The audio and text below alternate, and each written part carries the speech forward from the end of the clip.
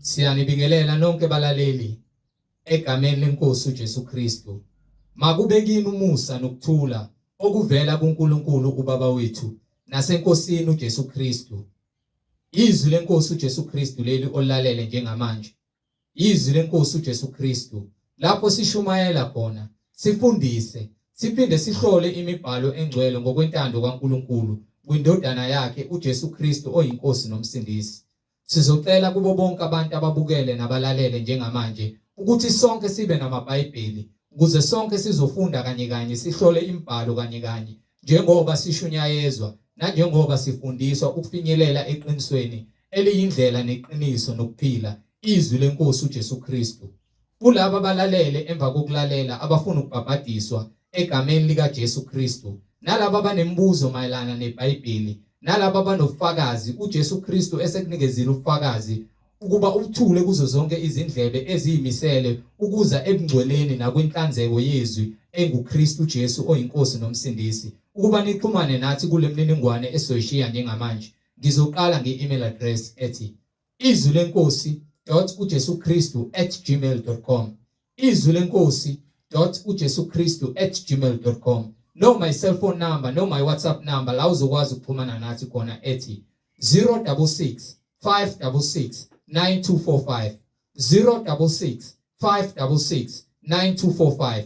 Izintshumayelo nezimfundiso ziyatholakala zonke ku-YouTube lapho ungahlala khona phansi uphethe iBhayibheli lakho ulalelisise ukube ngabe lokhu okuzwayo ngamadle bakho kuyafakazelwa imibhalo engcwele njengakho konke esifundiswa khona, sishunyayezwa khona, sikuhlola ngembhalo engcwele kufakazelwa iBhayibheli, izwi leNkosi uJesu Kristu. So ku-YouTube uzosearcha uthi izwi leNkosi uJesu Kristu, ungakhohlwa ukusubscribe, ungakhohlwa futhi nokupressa i-notification button ukuze ngaso sonke isikhathi uzoyithola izimfundiso ezisiholela ekuphileni nasebungcweleni.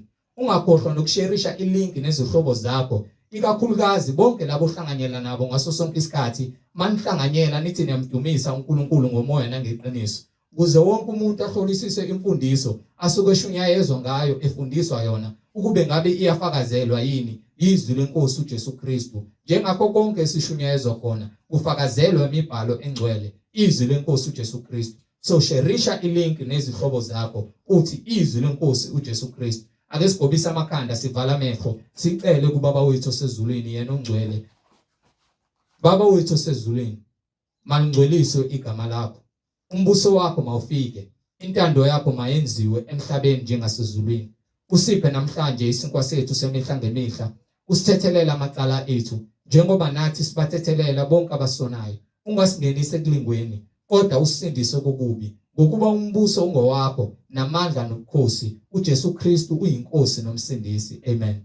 Siyanibingelela nonke balaleli, bazalwane, iyamkelana umfowethu uMhlengi Zondi ozobe sihola ngezwi, nomfowethu uNkosipikile Hadebe ozobe sifundela egameni leNkosi uJesu Kristu. Sheshisani nithatha amaBhayibheli, sihambisane sonke kanye kanye kulendlela yokungcwele nempilo engcwele uKristu Jesu oyinkosi nomsindisi. Amen.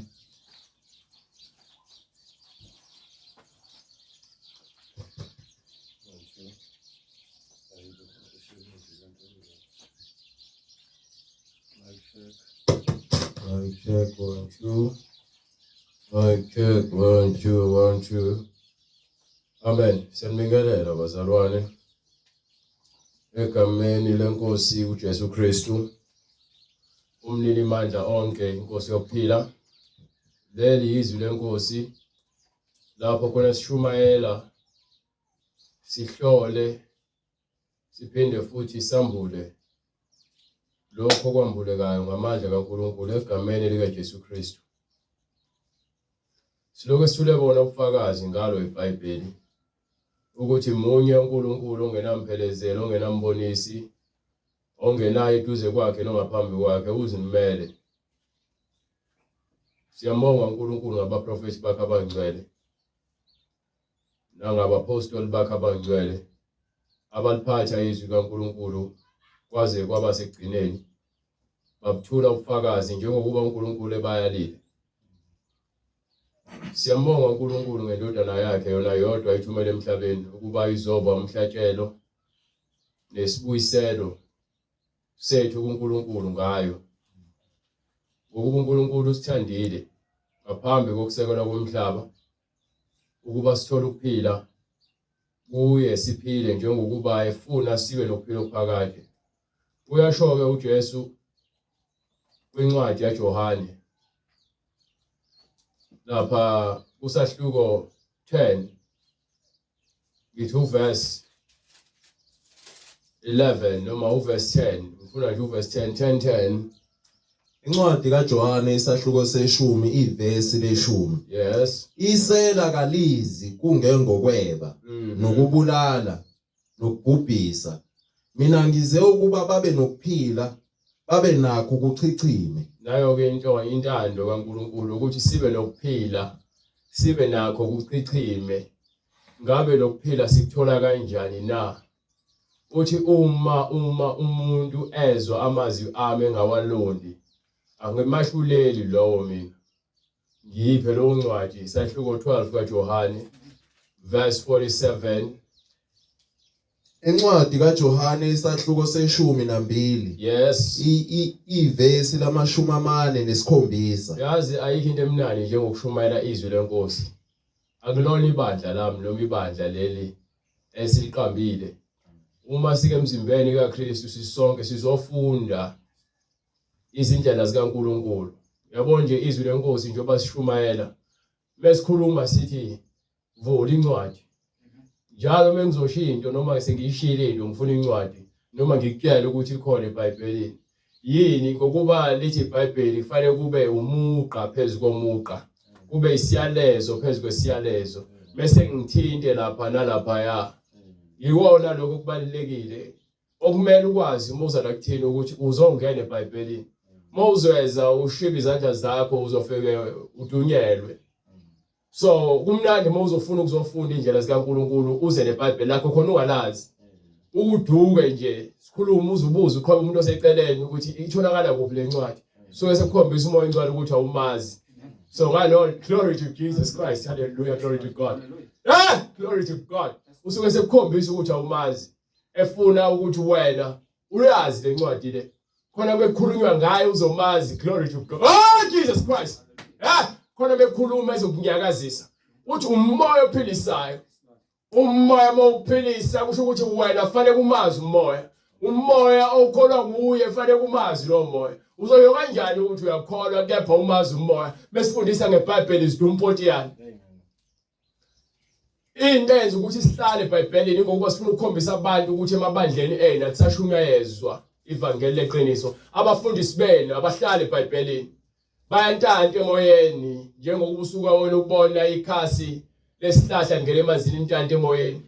Thina sifana netshe ngene emanzini lihamba liyongena lijule lihlale phansi.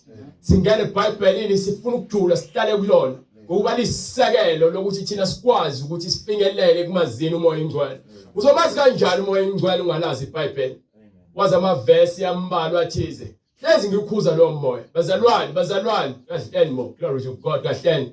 Banike uthini? Uma umuntu ezwa amazwi ami. Uma umuntu ezwa amazwi ami engawalondi. Lowo angimahluleli mina. Nami angimahluleli umuntu. Ngokuba angizanga ukuba ngahlulela. Angithunyelanga ukuba ngizokwahlulela izwe. Nami ngiyabona ngikutshela lento ekhulunywa uJesu nami kufanele ukuyikhuluma. Akekho umuntu osenyameni olokulahla abantu. Fanele silahle isono.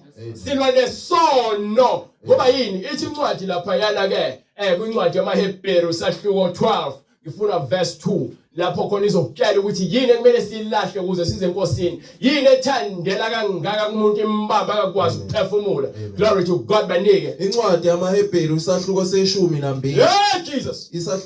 Ivesi lesibili. Yes. Sibhekile kuJesu. Sibheke kuJesu. Umqalisi Awuphinde nomphelelisi. uhlehle kancane uqale from verse 1. Ngalokho ke nathi lokho sinefu elingaka lofakazi elisihaqileyo masilahle konke okusindayo nesono thina into esiyahlulelayo isono, into esifuna ilahlwe isono, into esilahlayo noma abantu esishumayezela ukuthi ilahlwe isono. Ngeke silahle abantu abakaNkulunkulu. Sonke sizoma phambi kwesihlalo sobukhosi. Sonke sizokwahlulelwa ngaphambi kwesikalo sobukhosi Amen. ngokuqhamuka nokuza kwenkazimulo kaNkulunkulu ngesikhathi sokugcina sefika nezingelosi zakhe Amen. ezokwahlulela umhlaba wonke. Amen. So into esikutshela yona sikutshela ukuthi lokhu akulungile. Mawufuna ukuhamba noNkulunkulu lokhu akufanele. Mawufuna ukuhamba noNkulunkulu shiya lokhu. Yayizwa loo nto leyo. Amen. Shiya ufebe, Amen. shiya amanga, Amen. shiya ukuhleba, Amen. shiya ubuqili, shiya ubulala, shiya inzondo, shiya ukuphinga, Amen. shiya ukubulala, shiya ukuthakatha. Amen. Yayizwa loo nto. Amen. Bese ufuna ukuhamba noNkulunkulu siyakutshela izinto lezi ezisinengiso Amen. phambi kwakhe. Amen. Awunakubeka isithombe uguqe phambi kwaso uthi uNkulunkulu wakho. Awu celebrate your Christmas no Christmas. Amen. Ngalokho ke nathi Nathi ke lokhu sinefu elingaka ofakazi elingaka ifu lofakazi Elisihaqileyo. ofuna ukulithola lapha kwincwadi yamaHebheru sahluko 11 sukela kuverse 1 kuze kuphuma kwiverse lokugcina ilapho khona kuthulwa bonke ubufakazi ingakho bese fika la umpostoli uJakobe bese azoveza ukuthi ke ngakho ke njengoba sinefu elingaka lofakazi elisaqileyo masilahle bonke yile sindayo isono lesono esithandela yabongela kangaka kaBhili yasinda. Amen. Lo mtshontsha kwakho kuyasinda. Lo gwayo obhemayo uyasinda. Uyisono phambi kwenkulu isinengiso. Shiya phansi. Amen. Understand? Amen. Go ahead. Sigijime ngokubekezela kulokhu So, uma kuncintisana sesigejima ngokubekezela kulomncintiswano, awuncintisani nabantu, uncintisana nesono esifuna ukuthandela kuwena, fanele kushiye ngemuva. Ugijima uphume number 1 yona matshela uNkulunkulu. You understand? Amen. Go ahead. kulokhu kuncintisana esikumiselweyo Simiselwe kuncintiswano. sibhekile kuJesu Sibheke kuJesu. umqalisi nomphelelisi wokukholwa kwethu ukholo lwethu ngabe ukholo lwakho likuphi ukholo lwakho likuphi mzalwane Amen. ubuyele ngale kwincwadi yaJohane ngifuna ubuyele kwincwadi yamaRoma sahluko 2 khona ke ngizofike ngikhuluma ngale nto ebalekile kwamanje ngiyincwadi yaJohane 12 from verse 47. incwadi kaJohane isahluko 12 verse 47 Yes. uma umuntu ezwa amazwi Uma umuntu ezwa amazwi ami noma amazwi kaJesu engawalondi lowo angimahluleli angikulahle mina ngokuba angizanga ukuba ngahlulele angithunyanga izwe ukuba ngilahle izwe. kepha Ngithi ngifana nompostoli Paul yile ngithunyelwe ukunika incwadi yezenzo sahluko 26 from verse 17 ngifuna ukukukhombisa ukuthi ngifana nompostoli Paul kanjani. Ngifuna ukukukhombisa ukuba noIsaiah futhi ngiyafana naye ngokuba ngithunye umyalezo ofanayo nabo kuthiwa ngitshela abantu ukuthi uJesu ukhona. Kuthiwa ngiphendula abantu ngibabuyisele kuJesu kungekho ukuhlakanipha kwami ngokuba ke mina fanele ngibe vessel lapho umoya ingcwala khona esisebenza efeza imisebenzi yayo. Amen. Glory to God fanele agcwalise imisebenzi yakhe ngami. Mina fanele ngibe vessel elivumela yena ukuba sisebenze kumina. You understand? Angizenzeli umathanda ngikhuluma umathanda. Ngikhuluma yonke into ebhalwe phansi eBhayibhelini ukuze wonke umuntu oza kumina enze ephethe iBhayibheli ukuze sohlola imibhalo. Sithi ke sihlole imibhalo ukuze izwi lenkosi lingene kuwe ngokuqonda. Sengikhathele ukubanjwa inkunzi uzale eBhayibhelini. Sengikhathele ukuhamba amasonto amanga uzale eBhayibhelini. Sengikhathele iwasho uzale. Sengikhathele abaprofeti bamanga omagajajaja wozame eBhayibhelini. Amen. Sengikhathele ukugiriswa amasabatha nokuhamba ngezinyawo ugcine ihluthu wozame eBhayibhelini. Nishiye izinganekwane. Amen.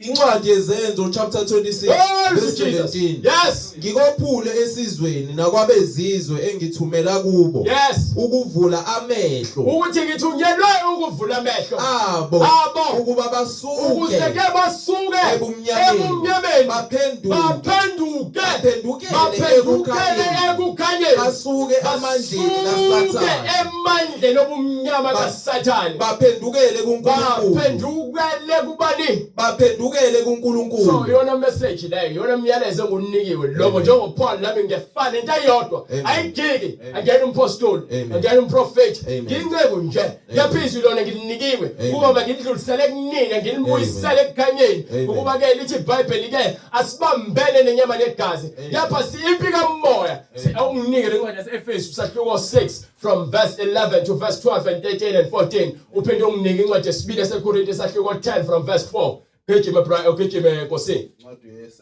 Efesu sahluko 6 from verse 11. Ukukhombisa ukuthi indaba sinibuyisela amandla obumnyama. Ithi incwadi lapha kwincwadi yezenzo sahluko 17 from verse 17 noma starting from verse 17 chapter 17 from verse 20.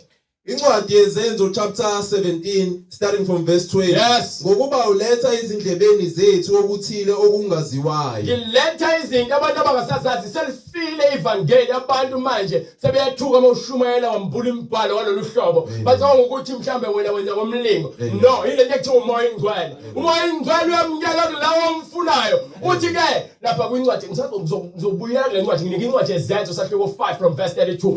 Ngifuna ukuthi banike le ncwadi le. Khona bezoza ukuthi umoya ingcwele utholakala kanjani bese uyabuyela kule ncwadi yezenzo sahluko 17 from verse 20. Banike sahluko 5 verse 32 uthi umoya ingcwele. Incwadi yezenzo chapter 5 verse 32. Yes. Sina singofakazi. Sina singofakazi. Glory to Jesus Christ. Yes. Balezo zinto kanye nomoya oyingcwele uNkulunkulu amnikile labo abamlalela umoya ingcwele unika abanjani abamlalela ngeke mosale enkani usafuna uyohlala ejointini ubhema ugwayi ufebe ufake izinzipho ufake izinto zokufakela ufake imakeup umuntu wesifazane ufake amabhlukwe namacici indoda njengoba bathi ayi2 ubhizwana nabanye abafana uNkulunkulu uyangakunika umoya ingcwele akhathali ukuthi uyangaka esontweni noma ke wena unikela kangakanani esontweni uma ungayenzi intando yakhe ngeke uthole umoya ingcwele uma ungahlala ezwini lakhe njengoba ethi uJoshua lencwadi yomthetho mayihlale kweni ingasuki emlobeni wakho uhlinze kuyimini nobusuku ezolonto leyo ngokuba umuntu akufanele aphile ngesinkwa kuphela kepha ngawo wonke amazwi aphuma emlobeni kaNkulunkulu. Understand? Bela ngale kwincwadi yezenzo sahluko 17 from verse 20 iyona ke lento yenza ukuthi ke sizonitshela ngezinto zikamoya. Amen.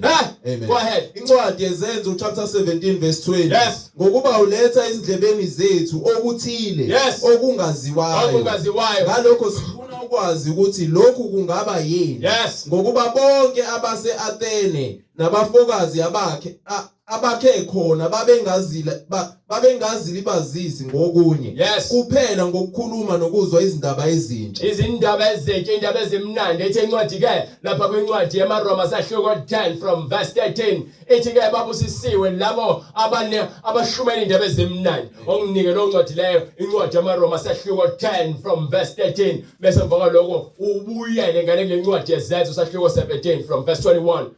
Incwadi yamaRoma isahluko seshumi verse 13. Yes. Ngokuba bonke abayakukhuleka igameni lenkosi bayakusindiswa. Bonke abayakukhuleka nakhona ukhuleka ngokuqonda. Understand? Yakukhuleka uNkulunkulu nganakho ukuqonda futhi kwamazi.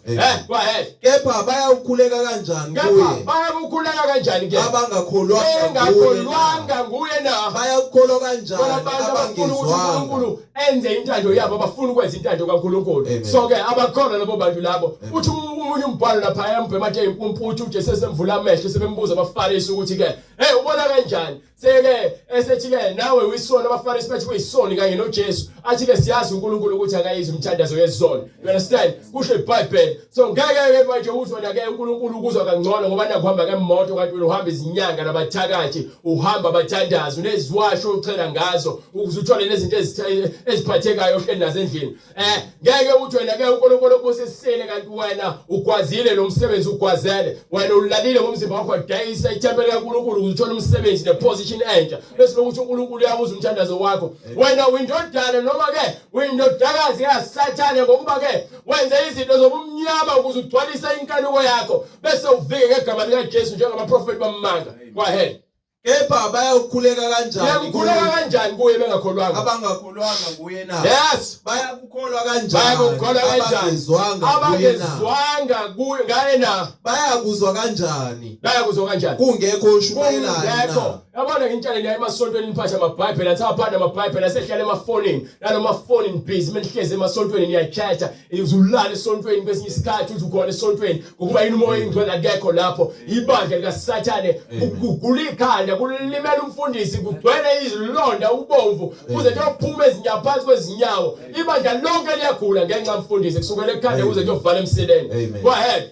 Bayakushumayela kanjani uma bengathunywanga abaningi bazithumile abaningi banenkani abaningi bafuna ukuhamba nathi kepha bafuna ukuzwa izwi silishumayelayo bafuna ukuzenzela intando yabo mase ke sibatshela ukuthi phuma uhambe uqhubeka lento ofuna ukuyenza ngoba ngeke sithi silizwe izwi iBhayibheli masibe lizwi linye masibe umqondo munye ngeke uthi wena uthi amen mengishumayela kepha wena ukhuluma into ephambene nento eBhayibhelini lento engishumelayo okusho ukuthi asikho moya munye wena unomoya wenkani awunaso isambulo ngiyithanda ukuthi nibe nenkani ngokuthi wazi umbhalo wodwa ubabe lo mbhalo ubalance ngawo kahle kahle kusho lokho ukuthi wena awukwakofinyelela eqinisweni moya ngicela umazi moya ngicela uyazikhulumela ngekhulunyelwa so wena mawusamkhulumela wena ubabekile amandla omnyama akhinya kwahela njengokulotshiweyo ukuthi kubhalwe phansi ukuthi yeka zinhle izinyawo zabashumayela izindaba ezinhle nayo ke indaba engifuna ukuyiveza iyona lento ekhulunywa ngale kwincwadi yezenzo sahloko 17 from verse 21 to 20 nezindaba ezinhle kuthiwa ke ithile uphinde ungifundele ngalithi babusisiwe obanizana indaba ezinhle zibusisiwe izinyawo zalabo abashumela indaba ezinhle ngethi noma indaba ezimnandi qhubeka ngale kwincwadi yezenzo ungasakhathazeka amen. uPaul wema-ke phakathi ne-Areophagu wathi madoda ase-Athene ngiyabona ngakho konke ukuthi nikhonza kakhulu onkulunkulu bokuzakhela nonkulunkulu bezizwe nonkulunkulu bobumnyameni. You understand? Amen.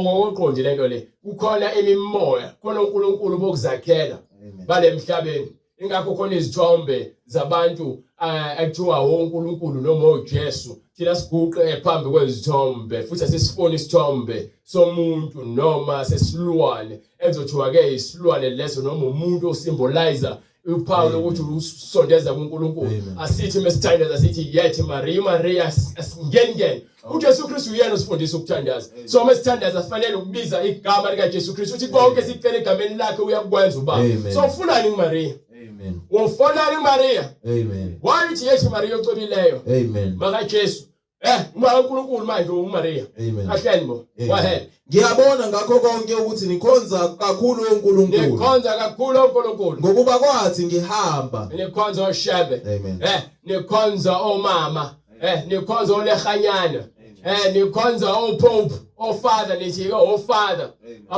abasebaromini bathi uFather mebebiza umuntu wesilisa usho uJesu masingabizi noyedwa umuntu ngubaba lemhlabeni ukhuluma ngabantu abamla emva kwealtar noma ke emva kwepulpit ukuthi ungambizi ngobaba wakhe ngiyani baba wakho mina akhathana noma ngabe kuthiwa ungikhonze kangakanani uyangihlonipha ngibize ngokuthi nje nguzonde noma ngumhlengi noma ngiwinceko indaba lokhu ungibiza ukuthi hayi manje babuzonde angiyani babuzonde ngiyani babuzonde you understand so mekuthiwa pastor ungibiza ngopastor ngcono ngalokhu ungiqamba amagama ungibiza ngobaba wakho.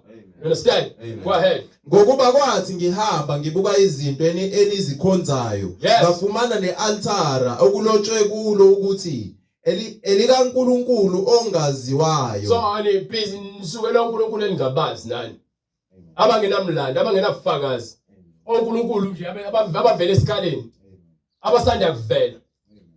Oba babengabasabi isho njalo incwadi. Go ahead. Lokho ke enikukhonza ningakwazi yikho engikumemezela kini mina ke ngimemezela lezo zindaba zokuvuka abafileyo mase kufuka uJesu Kristu uyakuvusa abafileyo ngabe wena uyafuna yini ukuvuka kwabafileyo ngabe wena usebenzela kuphi na mokuthi vele ke sovuka sonke lapha ke khona abavukela ekuphileni okuphakade phela incwadi leyo kithi uJohane sahloko 5 Fahluko 5 ngosi kusukela ku verse 28 ngingaphosisi kusukela ku verse 25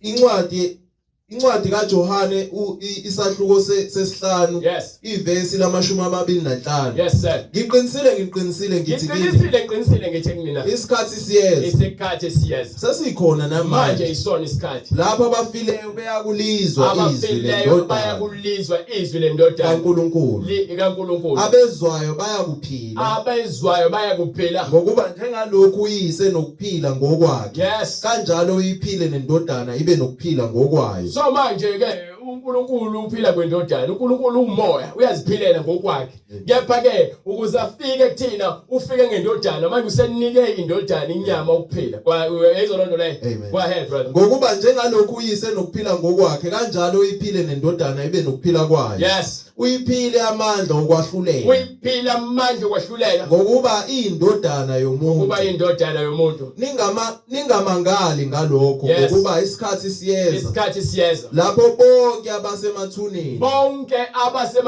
beyakulizwa izwi lendodana abenze ukulunga baphumele ekuvukeni kokuphila yayizwa lento ngishawe uthi bese kuvuka kanjani abenze okuhle phambi kaNkulunkulu bazovuswa bavusele kuphi ekuvukeni kokuphila abenze okubi ekuvukeni kokulahlwa yezwa indaba so manje wena ingakho ngithi khethe yakhe indlela zimbili izindlela ekukhanyeni emnyameni zimbili izindlela isango likhulu lihanjwa abaningi liye ekubhujisweni bese kuba khona indlela encane ucingo lapho khona kungena abayingcosana abakhethiweyo baningi abakhethiweyo abamenyiweyo kepha abambalwa abayingcosana bayokukhethwa understand sibaningi siyakhona inkinga ukukhola kwakho khona into engifuna ukuyiveza ngale ndaba le yokukholwa yoba ngibone kimi la nginika incwadi yamaroma sahloko 2 ngifuna ukukuvezela something ngifuna ukukhuluma nami ngikhulume nawe ngikhulume nabo bonke abantu incwadi yamaroma sahloko 2 from verse 1 because akekho ongazilandulela you understand akhono yedwa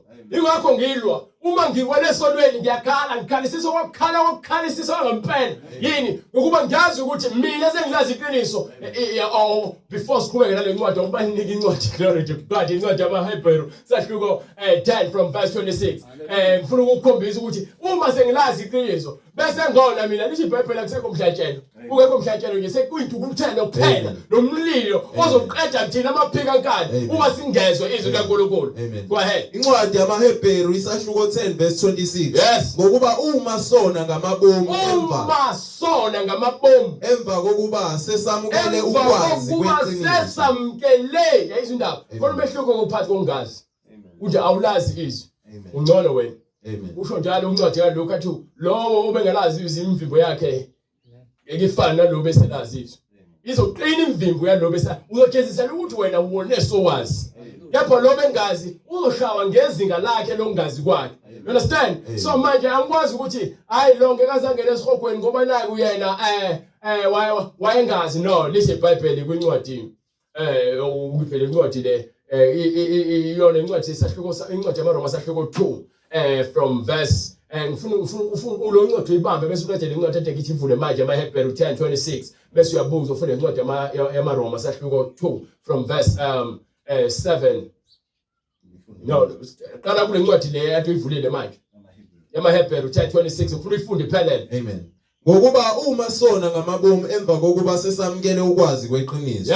akusekho umnikelo ngezono zethu kepha kuphela ukulindela okwesabekayo ukwahlulelwa sekulindele uma wona ngamabomu sowulazi iqiniso akusekho umnikelo uzawunikela sekuyinto nje elindile manje ke ukwahlulelwa nomlilo oshisayo oza kuqeda amaphika nkani akona umlilo banjayo nomlilo oshisayo oza kuqeda amaphika nkani lo mlilo lo uthi uNkulunkulu ubasiwe umlilo uphenjiwe phansi kwabafileyo uyahamba uzofika esihogweni lo mlilo lo iwona lo shisa isicebi lapha isikhathi sibona uLazarus sithi ngiyahlukunyezwa la ngoba manje yini sona siphile kamnandi emhlabeni ke uJesu uyasho ukuthi ke kunzima ukuthi abacebileyo bangene embusweni kaNkulunkulu ngokuba babambelela kwingcebo yasemhlabeni buyela ngale kwincwadi yamaroma sahluko 2 bese siyaqala from verse 1 khona sofika le khona ngifuna ukubatshela ukuthi ngifuna ukunikhombisa nina abantu engazi ukuthi ke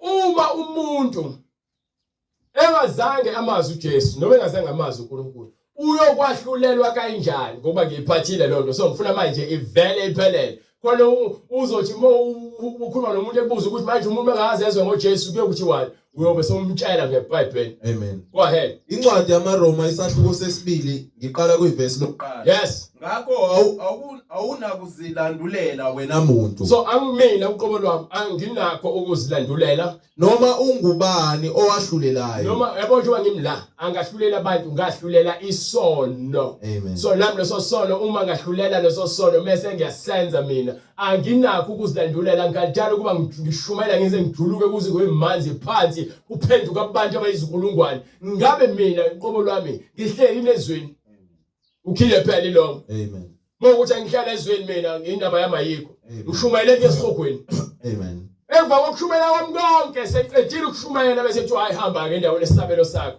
ukubuya asho ukuthi akubona bonke abantu abathi inkosi inkosi kumina abayongena embusweni wami kepha ilabo abenza intando kaBaba osezulwini abenza intando Amen.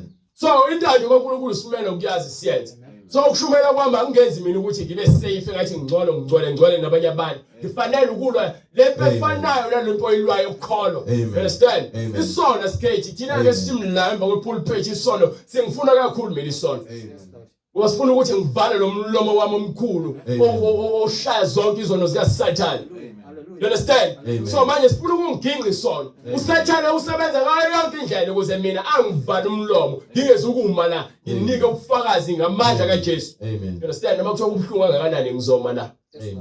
Ngizokuthola ubufakazi batshela abantu izindaba ezimnandi ukuthi baphenduke emnyameni beze enkanyeni baphume emandleni kaSathane bakhulule. You understand? Go ahead. Ngakho awukunazilandulela wena muntu awunazilandulela wena muntu noma ungubani owahlulelayo ngabe ungubani wena owahlulelayo ngokuba ngalokho owahlulela ngakho umunye uyazilahla wena ngokuba wena owahlulelayo uyakwenza khona lokho nawe. So manje uma uzofika ushinto wena uthi abantu abangayenzi wena ubuyenza wena uyazilimaza because wena uyalazi iqiniso kepha uqhubeka nasi isono uyasenza ngenkandla ukusho ukuthi wena uyisigqila sesono uthi uJesu ke siyazi ukuthi isigqila sihlala endini umuntu owenza isono uyisigqila sesono umuntu oyisigqila akahlala endini okwaphakade kepha indodana yona ehlala waphakade so thina silwela ukuthi sibe ngamadodana kaNkulunkulu ngokwenza izwi kaNkulunkulu asinikele ukuba silenze.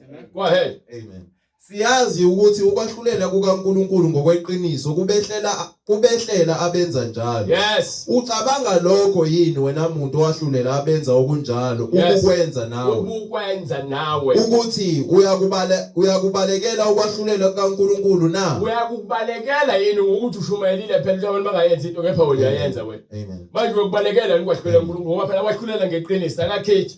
Ubheka ulembeza kwakho ukuthi ngabe umsulwa yini. Mongekho umsulwa ungcolile ugcwele imicabango engasile inzondo ukubulala ubufebe ubugebengu uNkulunkulu uzokuthatha kubeke nezigebengu nezifebe. You understand? Go ahead. Kumbe uyayidelela yini ingcebo yobumnene neyokubekezela noma uyadelela ke umusa kaNkulunkulu neyenyewe yakhe ungazi ukuthi ubumnene bukaNkulunkulu bukuyisa ekuphendukeni na? Umusa kaNkulunkulu sonezele ekutheni silazi iqiniso so bese silazi iqiniso lapho khona kumele sithathe khona isinqumo ukuba ngabe lokho kuumusa kaNkulunkulu kuyasifanele ukuthi singalandela kona ukuba phela lo musa sibizele kona sonke uJesu sibizelwe kuyena sonke kungadingakala emhlatshelo ngoba yena uphelele. You understand? So besibizwa uJesu sibizelwe ukuthi ke sizophila ngokukholwa. Uthi umbhalo kwincwadi nginika incwadi nginika incwadi eMaroma sahluko 10 verse 17 ngifuna ukukhombisa ukuthi umuntu ophila ngezwi noma olungileyo uphila kanjani. Uthi umbhalo sahluko 17 incwadi sahluko 15 verse 17 no yes incwadi yaMaroma chapter 10 verse 17 yes ngalokho ke ukukholwa kuvela ngokuzwa ukuzwa kuvela ngezwi likaKristu. Yes. Kepha ngithi abezwanga yini na? Okay, phinde futhi unginike usahluko 1 verse 17 yakhona futhi. Ngifuna ukukhombisa nje iBhayibheli ukuthi ukukholwa kuvela ngokuzwa izwi likaNkulunkulu. Bese ithini la? Incwadi yaMaroma chapter 1 verse 17. Yes. Ngokuba ukulunga kukaNkulunkulu kwambulwa kulo kuvela ekukholweni. Yes. Kuyisa ekukholweni. Yes. Njengokulotshiwe ukuthi olungileyo uza kuphila ngokukholwa. Olungileyo uphela thina sifanele ukuphila ngokukholwa. Ukulunga kwethu ukukholwa izwi likaJesu. Uma ethi ke niyazi ukuthi izifeba zingene ezulwini. Niyazi ukuthi iziphinga zingene ezulwini. Niyazi ukuthi ababulalayo bangene ezulwini. Niyazi ukuthi abakhonza izithixo namadimoni bangene ezulwini. Niyazi ukuthi izitabana zingene ezulwini. Niyazi ukuthi idakwa zingene ezulwini. Uyazi ukuthi abaqamba amanga nabenza imlingo nezangoma bangene ezulwini. So bafuna ukuza kuNkulunkulu wena uzokwamukela lelizwe lizokulungisa ukuthi wena uyazi ukuthi uma uzonda umakhona wakho ngeke uzungene ezulwini. Uyazi ukuthi uma ungahloniphi ngeke uzungene ezulwini. Uyazi uma uthuka inhlamba noma uhleba ngeke uzungene ezulwini. Uyabona ukuthi uzoboshela ukuthi ube isigqila sokulunga ngokuthi ube isigqila sokufa. Hands around. Amen. Glory to God. Amen. Yeah. Glory to Jesus Christ. Amen. Yeah. Glory to God. Go ahead. Isahluko sesibili samaRoma ivesi lesihlanu. Yes. Kepha kepha ngobulukhuni bakho nangenhliziyo engaphendukeyo uzibekela ulaka ngosuku lolaka nokwambulwa kokwahlulela okulungileyo kukaNkulunkulu. Ngeke ungafuni ukuvumela izwi ukuthi lisebenze kuwena, kepha lisebenzisa kwabanye. Uzibekela into okuthelo kaNkulunkulu lapho evela khona ezokwahlulela abantu bonke abantu abangabaphika kankani, abantu abathebelazi izwi ithi incwadi lapha yamaRoma sahluko 1 from verse 18 bese ungifundela yona kanjalo 1:18. Incwadi yamaRoma chapter 1:18. Yes. Ngokuba intukuthelo kaNkulunkulu yambulwa ivela ezulwini phezulu kwabo bonke. Yini intukuthelo kaNkulunkulu ezulwini phezulu kwabo bonke? Phezulu kwako konke ukungamesabi uNkulunkulu nokungalungi kwabantu abathiya iqiniso. Abaphendula iqiniso ngokungalungi. Ngokuba lokho okwazekayo nguNkulunkulu kusobala phakathi kwethu. Ngokuba uNkulunkulu ukubonakalise kubo. Yes. Ngokuba okungabonwayo kwakhe kuthi amandla akhe aphakade noNkulunkulu bakhe kubonakala ngwasekudalweni kwezwe. Yes. Ngokuba kuqondakala ngezenzo zakhe. Yes. Ukuze bangabi nakuzilandulela. Akukho kuzilandulela. Ngokuba bathe bemazi uNkulunkulu. Kabamdumisanga. Ithini incwadi lapha yakule ncwadi le sahluko 2 verse 5 ongiphindela bese ungifundele lo ncwadi ifunde lo ncwadi bese ufunda verse 5. Ngokuba kuthe bemazi uNkulunkulu kabamdumisanga. Okay, bathe bemazi bathatha iqiniso loNkulunkulu baliphathe ngendlela engafanele. Bathe bemazi uNkulunkulu bashaya ngathi abamazi abazange bafune ukumdumisa. Bese uthini lapha yayo sahluko 2 verse 5. Kepha ngobulukhuni bakho nangenhliziyo into ezoshawela yona umuntu ezelazi iqiniso uqinisa inhliziyo. Ithi incwadi lapha kwincwadi yamaHebheru uma namhlanje nilizwa izwi maningaqinisi izinhliziyo zenu njengoyihlobeni ehlani ake abangilinga ngesikhathi sokuvivinywa. You understand? Bangicanula ngesikhathi sokuvivinywa. You understand? Bengilinga. Amen. Go ahead. Kepha ngobulukhuni bakho nangenhliziyo engaphendukeyo uzibekela ulaka ngosuku lolaka nolokwambulwa kokwahlulela okulungileyo kukaNkulunkulu. So angikwazi ukwahlulela ngoba uyedwa wazi ukwahlulela ngokulungileyo ngilahla abantu. Ngoba uyena uzobe sezogaja ukuthi wena ufanele ukuphela kuphi kwaphakade kwakho. Ngabe ufanele ukulahla emlilweni noma ngabe ufanele ukuphela emuseni kaNkulunkulu ezulwini. Ulapho khona bese wahlulela. Manje into engehlulelayo isono. Ngahlulela isono ukuthi isono sizokhonela esihogweni. Siyeke isono, sishiye phansi isono. Ungalandeli umfundisi ngoba nako ukuthi ke umngani wakho noma la ukhule ngaphansi kwakhe. Akakwazi ukuthi wena into angasila uzwana naye, amanga uzwana nawo. Lapho uzokwazi kanjani ukuthi ukwenze lokho ungenawo umoya ingcwele. Umoya ingcwele uyakwazi ukuthi ukwenze wena ukuthi ube nesibindi sokumela iqiniso kunokumelana neqiniso. Go ahead. Oyakuvuza ilo nalo ngokwemisebenzi yakhe. Wonke umuntu uzokwahlulela ngokwemisebenzi yakhe. Amen.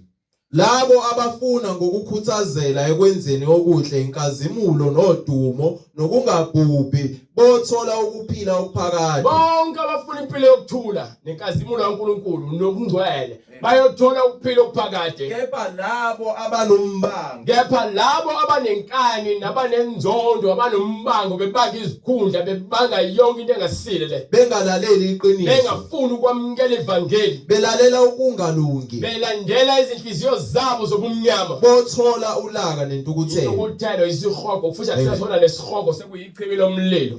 Go ahead. Usizi nokubandezeka kuyakwehlela imiphefumulo yabantu bonke ukubi. Yabona ukuthi isono into embi uNkulunkulu ngeke azakwazi ukuthi ngelinye ilanga athi right ngoba naku wena uthi hayi mina ngangizama uNkulunkulu ufanele uguquke nje. Amen. Fanele ushintshe. Amen. Fanele uvume ukuthi uyisono. Fanele ucela uNkulunkulu akusiza kulaphe. Uthi uma uphinde ukhalekela njengoDavid. Uthi uma uphinde ukhalekela njengoManase. Ubone ukuthi uNkulunkulu ngeke akusindise yini. uNkulunkulu uthi uyakusindisa bonke abakhalayo kuyena ngokweqiniso nangokomoya. uNkulunkulu uyakwazi ukuthi wena ungumzenzisi. Wena wenzela abantu awenzeli yena. Manje wenzela abantu ungenzeli yena. Abantu uzothola udumo lakho emhlabeni nomvuzo wakho uzothola emhlabeni. Awunamvuzo kuyena ngokuba uthanda ukubukwa abantu. Ivangeli awulamkela ufuna ukulenza izwi likaNkulunkulu. So awunasabelo kuyena. Unesabelo lakubantu ngoba abantu ke bayathanda ukudumisa. Ufuna yonke into le ufuna ukuhamba ngelimousine ufuna ukusenda ama autograph.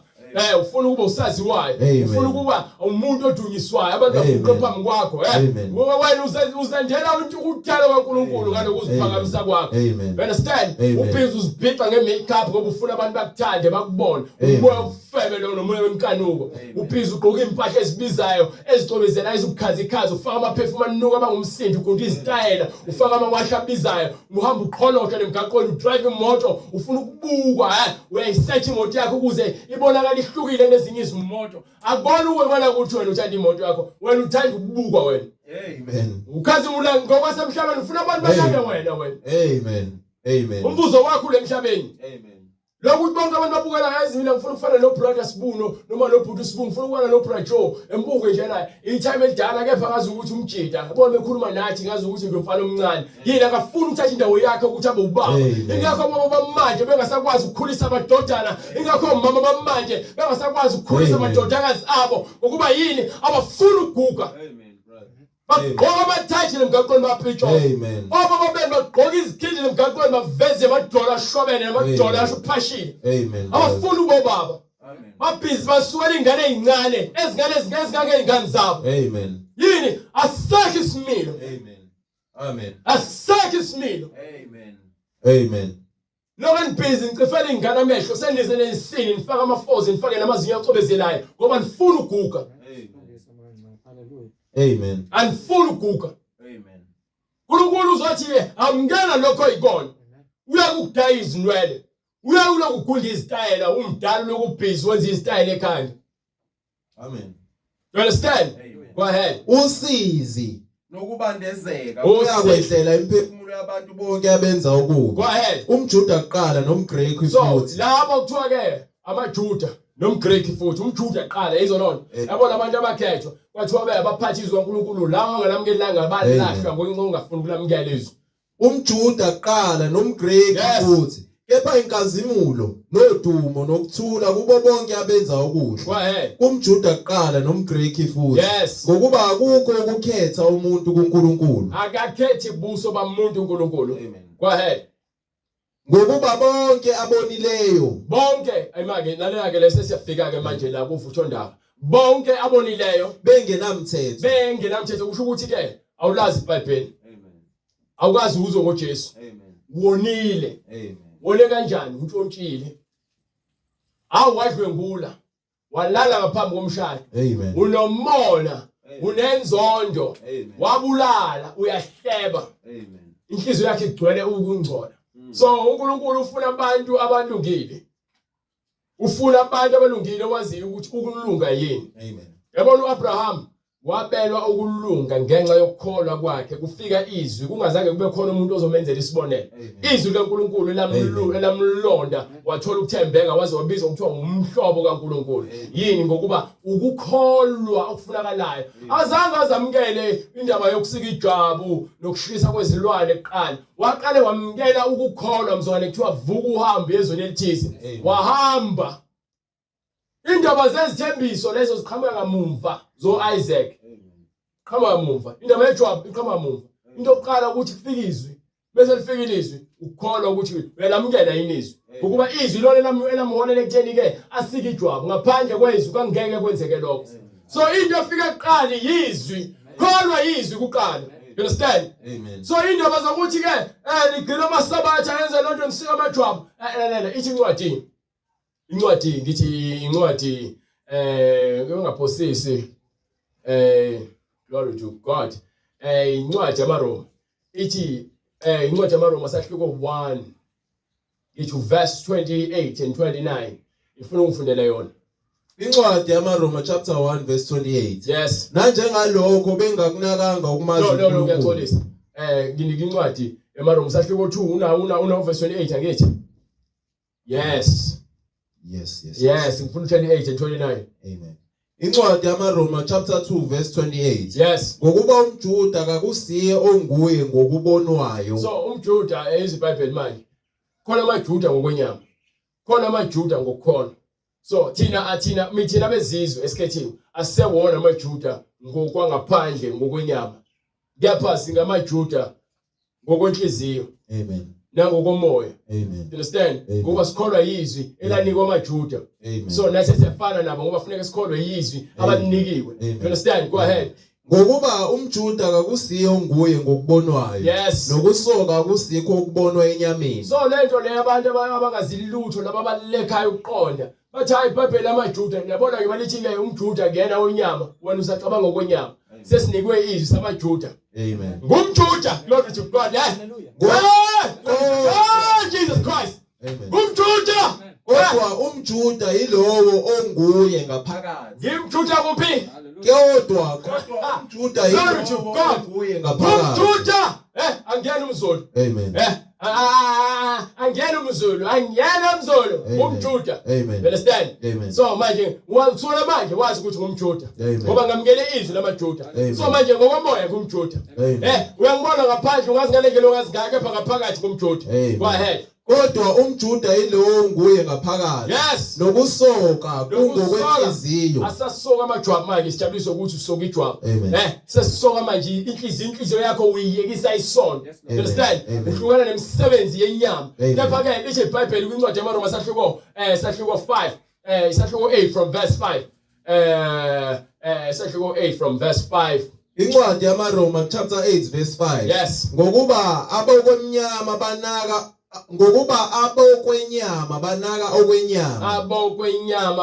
okwenyama. Kepha abakamoya banaka okukamoya. Kepha abakaNkulunkulu banaka izwi likaNkulunkulu. Ngokuba ukunaka kwenyama kungukufa. So mengishomela nje bathi uyazedela ngithi ngiyakutshela nje uthi uNkulunkulu usinike izwi. So abantu bangaunderstand mawuchasisela imibhalo bathi hayi lithi iBhayibheli ungazifakeli lana mengifaka into ngisuke ngifaka into engekho eBhayibhelini. Into uNkulunkulu angaze ayifundise. Semanje ngichazela ngezinto zikamoya ukuze ube nokuqonda. Yabo bekuthiwa ngiyakhipha ngisuke ngikhipha into ekhona eBhayibhelini ngithi ayikho noma ke ngingafuni ukufundisa ngayo ngiyazikhiphela mina. Noma ngiyazithi ngifaka ngizifakela into engekho eBhayibhelini. Engahambisani futhi neBhayibheli. Ngiyafaka imfundiso engekho. So leki ifundisayo njengamaye wekutshela ukuthi sinikwe izwi thina abantu bakamoya samba ngezwi. Ingathi iBhayibheli lithi ukukholwa kuvela ngezwi izwi likaNkulunkulu. Ulizwi wayekhona ekuqaleni. Ulizwi wayeNkulunkulu, ulizwi wayeNkulunkulu. Understand? So izwi esidila nalo, izwi lingumoya, umoya kaNkulunkulu, uNkulunkulu ungumoya. Go ahead brother. Ngokuba bonke abonileyo bengenawo umthetho bayakubhubha bengenamthetho. So bonke abantu abazangabaziwe ngoJesu noma nguNkulunkulu abangazi bafundiswe ngalezi zinto esifundiswa ngazo leBhayibhelini. Bona bayokwahlulelwa ngonembeza wabo ukuthi ngabe ekuphileni kwabo bahambe kanjani. Amen. You understand? Amen. Go ahead. Kepha bonke abonileyo bengenamthetho, abonileyo benomthetho. Bonke abonileyo benomthetho bayakuhlulelwa ngomthetho. So wena osulazi ke iBhayibheli ke uyokwahlulela ngezinto eziphakathi eBhayibhelini. Ayikho enye indlela. Abangenalo iBhayibheli bona kuyobheka ukuthi ekhambeni kwakho ubungcolela kangakanani. Oh uyisifebe uthanda abafana. Ubuphatha imithi ubuthakathi. Oh wena ubulala wena ubunenzondo. Oh ubuphuza ubhema wena. Uyazi kulomzimba kuona wakho lo mzimba wakho ungcolisile. Uyazi wena ukuba uhleba. Uyazi ukuthi wena bowuthanda ukuthi ke yabona abantu bexabana buqhatha abantu. Wena ubuthuka indaba. Wena ububhizi lapha emajointini ufequza udansa ugqoka izimpahla ezincane uveza umzimba wakho. Uyakuyona indlela yokuziphatha leyo. Fanele uphathe lo mzimba wakho ngendlela ehloniphekile. Why uthatha umzimba wakho unikele esonweni ngalolu hlobo? Yini? Yini ngempela? Yini? Ngokuba akusibo abezwayo umthetho abangabalungileyo phambi kaNkulunkulu. Kepha abenzayo imithetho yibona abayokulungisiswa. Into ebalekile ukuthi mawulizwa izwi kaNkulunkulu lenze. Awukhathali ukuthi ngabe ukholwa kangakanani. Abantu abaningi bagqoka ama-uniform. Babhizi bakhathalele ukuthi bakhonza kungapha amabandla. Yapha izwi kaNkulunkulu abalenze futhi abafundiswa ngalo. So phuma lapha. Kanti yenza ukuthi siphumane lamabandla amanga. Hayi badlala badlalela amanga kanje labakhona sinandaba.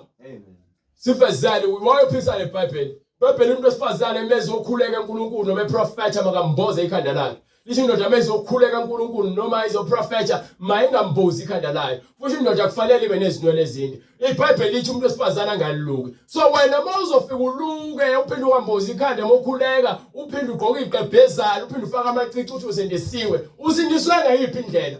hayi phela thina siphila ngaphansi komusa. Libuze iBhayibheli. Incwadi yamaRoma 6. Hallelujah. Libuze phela iBhayibheli. From verse 1. Incwadi yamaRoma chapter 6 verse 1. Yes. Ngakho siyakuthini na? Ngakho siyakutheni na? Sihlale esonweni ukuze kuvame umusa na? Nangu umbuzo ngicela ungiphendule. Nangu iBhayibheli phela. Sihlale esonweni ukuze kuvame umusa na? Cha nakanye. Nakanye. Thina esafa maqondana nesono singabuye sihambe kanjani kuso na? Manje ubone nesono buka nje nesono. Manje bese ufile maqondana nesono. Wasuka esonweni. Wayeceleni. Isono sesiziphelela sodwa wena sowungapha wena. So ufile maqondana nesono. So isono usasenzi. Wabuye pho ukwenze kanjani isono?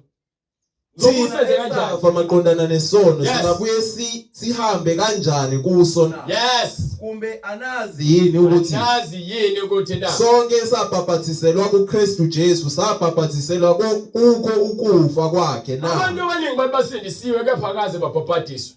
Bakhuluma ngobhabhadiso sidumphoti yayo. Abafundisi bathi hayi ufaka umoya engcwele ubhabhadisa umoya engcwele. Hayi phakamisa izandla ngizongena ebaphaketheni lakho ngifuna imali yakho nje kuphela. Yena nje ijabulelayo leyo.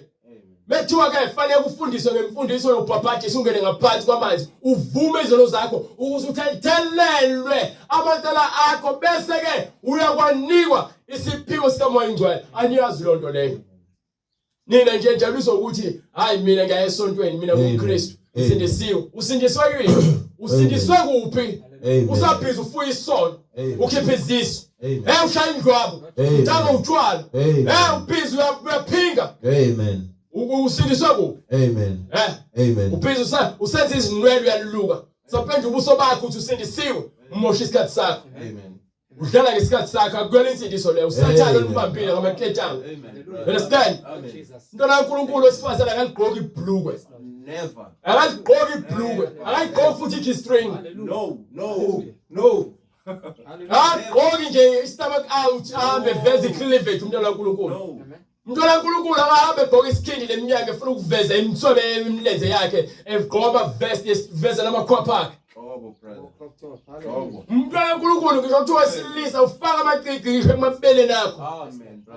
Amen. Usathane lo umntwana kaNkulunkulu akazidayi izinwele zakhe. Amen. Umntwana kaNkulunkulu akahlala ejointini asethaveni akahlala emaklabhini. Akahamba ebhisha yoqimba lapha.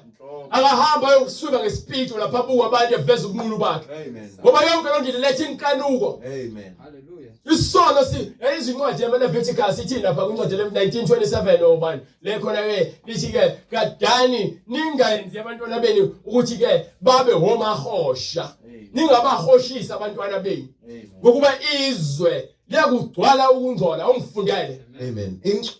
Incwadi yaLeviticus chapter 19 verse 26. Yes. Ayinukudla lutho oluninga okulenegazi ningenzi imlingo ningahloli imihlolo. Yes. Aniyakudilika amakhanda enu Aniyakudilinga amakhanda enu emaceleni. Ungoni isilevu sakho emaceleni. Ungoni isilevu sakhe emaceleni. Aniyukuzigcaba emzimbeni yenu ngenxa yabafileyo. Ungazigcabi emzimbeni ngenxa yabafileyo. Ningazilobi amabala nginguJehova. Ungazilobi amabala noma uzidwebe ematathu ukuthi unguJehova lokhulumayo. Awuyi kuhlambalaza indodakazi yakho ukuyenza isifebe. Ayukuhlambalaza indodakazi yakho uyenze umahosha. Funa izwe lehlelwe ngobufebe izwe. So ngesikhathi umama egqokisa ingane izikete ezincane nezikhindi ezincane ihambisa nqunu lemoli uyayingcolisa ingane ifundisa ubufebe because ingane yazi ukuthi ayikho inkinga behamba nqunu abafana vele bafuna lento abayibona eduze ngabe bafuna babona izinqa zakho noma babona isitho sakho sangasese sikeduze bafuna sona. Amen. Noma hambe nifutha amabele nifaka obra bazophintsha amabele achitheke ngaphezulu abafana balandela lezo zinto. Amen. You understand? Amen. Lezo zinto lezo ziletha uweka nesono nenkanuko ezweni. Amen. You understand? Amen. Sesiyavalayo manje. Ngokuba akusibo abezwayo umthetho abalungileyo phambi kaNkulunkulu kepha abenzayo umthetho yibona abayokulungisiswa. Lapha yilabo abenzayo umthetho ibona abazokuqondisiswa. Amen. Yezwa Lord. Amen. Go ahead. Ngokuba nxa abezizwe abangenawo umthetho ngokwemvelo benza okomthetho. Yezindaba. Amen. Uma abantu bengenalo iBhayibheli enomthetho benza kephi izinto ezikeBhayibhelini ngokwenjalo. Laba bengenawo umthetho bangumthetho wabo ngokwabo. Bangumthetho wabo ngoba benza izinto ezikeBhayibhelini bengazange balifunde iBhayibheli. Amen.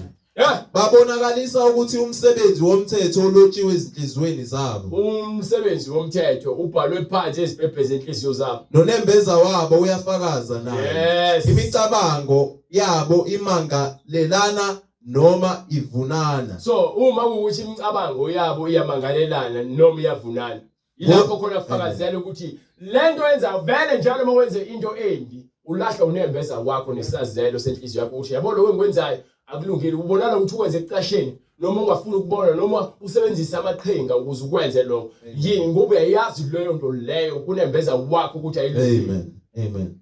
Ngokuba uNkulunkulu uyakwahlulela ngalo ukufihliweyo kwabantu ngokwevangeli lami ngoKristu. Yes. Kepha uma uthiwa ungumJuda wethemba umthetho uzibonga ngoNkulunkulu wazi intando yakhe. Uzethemba ngomthetho lokuthi umthetho ayunikwe thina ngiyawazi umthetho kepha umthetho awukho enhlizweni yakho awuwenze futhi. Wazi intando yakhe. Ukhetha okungcono ungofundisiwe emthethweni uzethembile wena ukuthi ungumholi wezimpumputhe ungukukhanya kwabasebumnyameni umyali weziwula nomfundisi wezingane unakho ukuma kokwazi nokweqiniso emthethweni.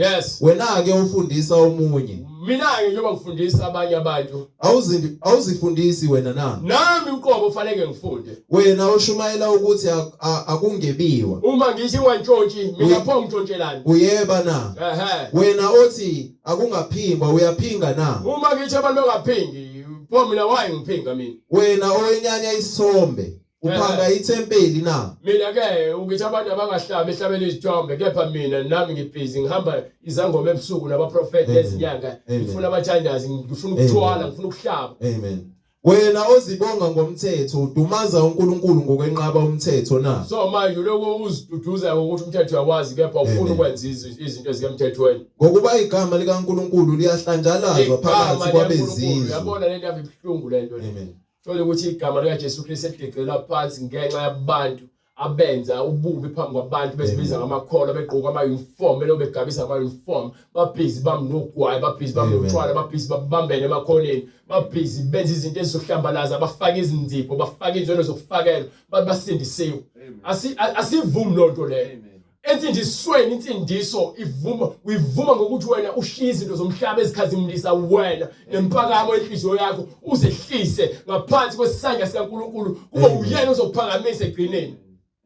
Iyona ndlela esikholwa ngayo. Leyo kuza kwakho le nto lelo usafuna ukuzosithomela lokuhlenga ngabazinyacobezela yothayela. Yini ekusiza ngokuhlenga ngothayela?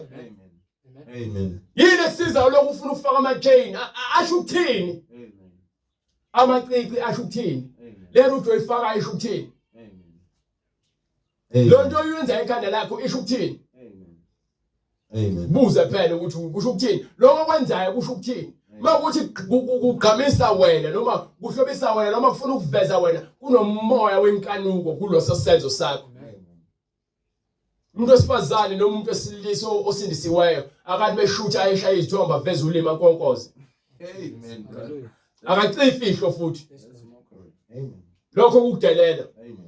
So asiyenzi lonto leyo uma uthi ufuna iBhayibheli ngizokuvezela nganika incwadi ezenzo 2:38.